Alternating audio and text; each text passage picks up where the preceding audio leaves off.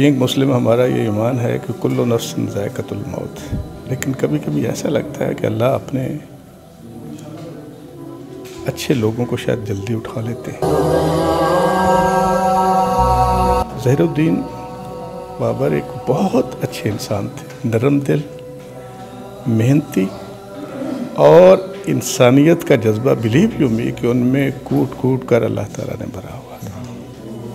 ان کے پاس آپ گھنٹوں بیٹھتے تھے، بور نہیں ہوتے تھے۔ لٹریری ٹچ ان میں تھا، کتابیں پڑھنا، اسلامی کتابیں، ادب کی کتابیں، سوشل ریفارمر کے طور پہ انہوں نے بہت کام کیا۔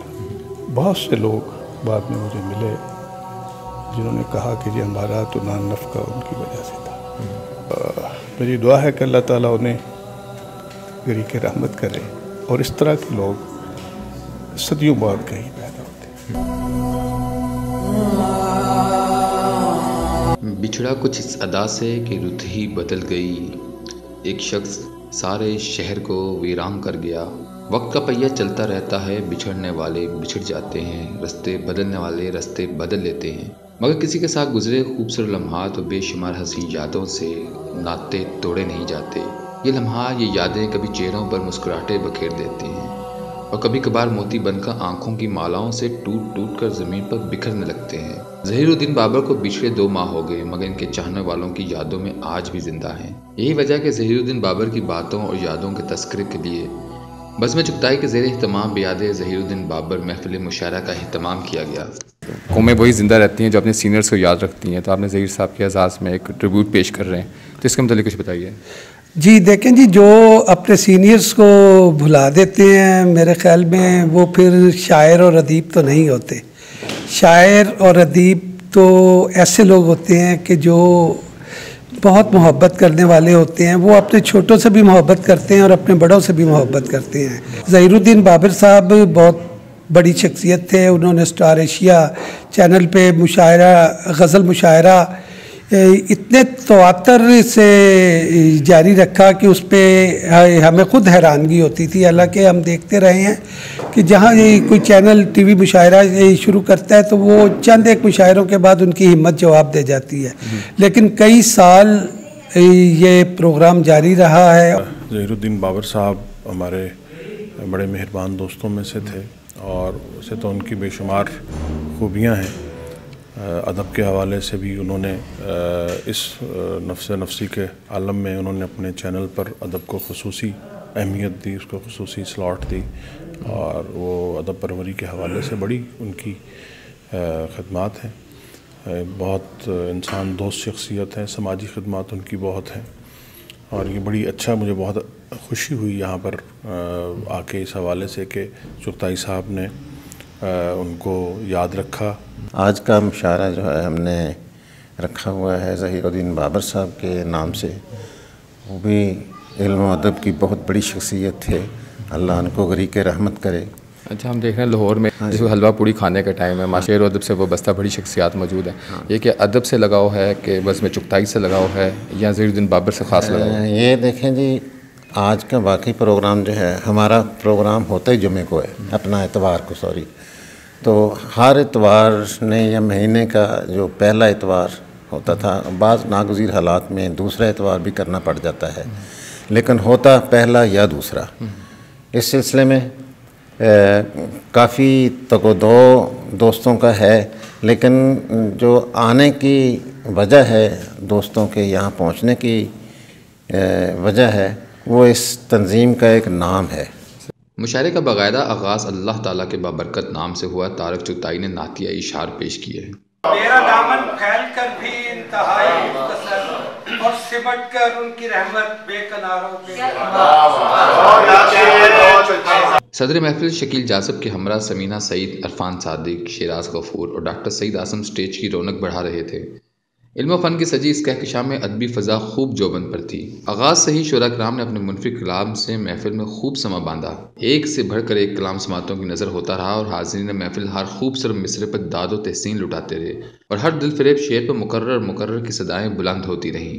تحقیقی صحافی سعید بدر سعید نے ظہیر الدین بابر کے ساتھ اپنے صحافتی تعلقات بارے تذکرہ کیا اور مرحوم کی فن و شخصیت کے حوالے سے سیر حاصل گفتگو کی۔ میڈیا مالکان میں ابھی تک مجھے جتنے دوست ملے یا ساتھ لوگ ملے، ان میں واحد شخص تھے جن کا ادب کے ساتھ بہت گہرا تعلق تھا۔ مطلب ہمارے شامی صاحب کو بھی کتابیں پڑھتی ہیں، ہمارے باقی دوست بھی ہیں، خبریں کے چیف ایڈیٹر بھی، لیکن جس طرح سے ایک تعلق تھا ظہیر الدین بابر صاحب کا ان کے دفتر میں بھی، پھر انہوں نے خاص طور پر مجھے دکھایا کہ دفتر میں بھی ایک کمرہ ہے، انہوں نے سٹنگ روم الگ سے اپنی کتب خانہ بھی بنایا، تو اتنا زیادہ تعلق میں نے نہیں دیکھا کسی کا۔ پھر ادیبوں شاعروں کے ساتھ ان کی شفقت کا، محبت کا ایک الگ ہی معاملہ تھا۔ ظہیر الدین بابر صاحب نے غزل مشاعرے کا باقاعدگی سے انعقاد کیا، جس میں سعد اللہ شاہ صاحب کا برابر کا کردار موجود تھا۔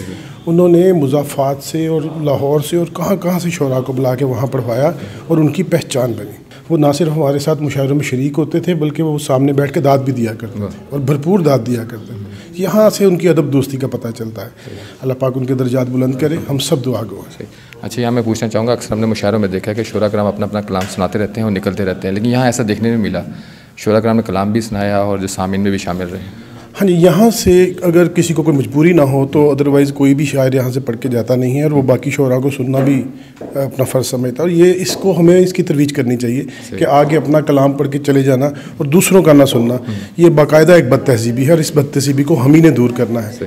میں سمجھتا ہوں کہ اس طرح کی جیسے بزم چغتائی اور اس طرح کی جو ادبی محفلیں ہیں، یہ ادب کی صحیح معنوں میں ادب کی خدمت کرتی ہیں۔ وہ اس طرح سے کہ جو ہمارے نئے لکھنے والے ہوتے ہیں، وہ جب اس طرح کے محفلوں میں آتے ہیں تو ان کی بڑی غیر محسوس طریقے سے گرومنگ ہوتی ہے، ان کو شعر کا پتہ چلتا ہے، وزن کا پتہ چلتا ہے، شعر کی ادائیگی جو بڑا اہم ایک فیکٹر ہوتا ہے اس کا پتہ چلتا ہے کہ شعر کو پڑھنا کیسے ہے۔ تو ظہیر الدین بابر صاحب اس حوالے سے ہمارے بہت ہمیں خراج تحسین پیش کرنا چاہیے کہ انہوں نے غزل کا ایک مشاعرہ جو ہے وہ اس کا اہتمام کیا، اور وہ خود بھی اس میں شامل ہوتے تھے اور بڑے ذوق و شوق سے وہ مشاعرہ سنتے تھے، سامنے بیٹھ کے سامعین میں بیٹھتے تھے۔ تو ظہیر الدین بابر صاحب کی یاد میں اس کا خاص طور پہ انعقاد کیا گیا تاکہ ان کو یاد کیا جائے، ان کی خاص طور پہ اور ان کے چینلز کی جو شعر و ادب کے فروغ کے حوالے سے خدمات ہیں ان کو خراج تحسین پیش کیا جائے۔ جب تک وہ زندہ تھے تو باقاعدگی سے ہر ہفتے شام غزل کے عنوان سے یا غزل مشاعرہ کے عنوان سے سعد اللہ شاہ صاحب کو خاص طور پہ ظہیر الدین بابر صاحب کی ہدایت ہوتی تھی کہ وہ ایک شعری نشست کا اہتمام چینل کے اسٹوڈیو میں کریں۔ تو ظہیر الدین بابر صاحب کا اس لحاظ سے بہت اہم کردار ہے کہ انہوں نے نہ صرف غزل کی وہاں محفلیں سجائیں بلکہ ہمیں بڑی عزت اور تکریم دیتے تھے، اور اللہ تعالیٰ ان کو جوار رحمت میں جگہ دے۔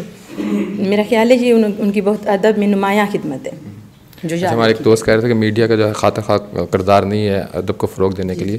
ہم دیکھیں کہ تسلسل سے ایک اسکول میں جو ہے اہتمام کر رہے ہیں مشاعروں کا، لیکن بچوں کی جو شمولیت ہے وہ بہت کم نظر آتی ہے، نہ ہونے کے برابر ہے۔ تو اس کے متعلق کیا کہیں گے آپ؟ نہیں، اب سامعین تو ہیں ہی بہت کم نا، ادبی محافل جہاں کی بھی جاتی ہیں وہاں بھی سامعین نہیں ہیں، سننے والے لوگ نہیں ہیں۔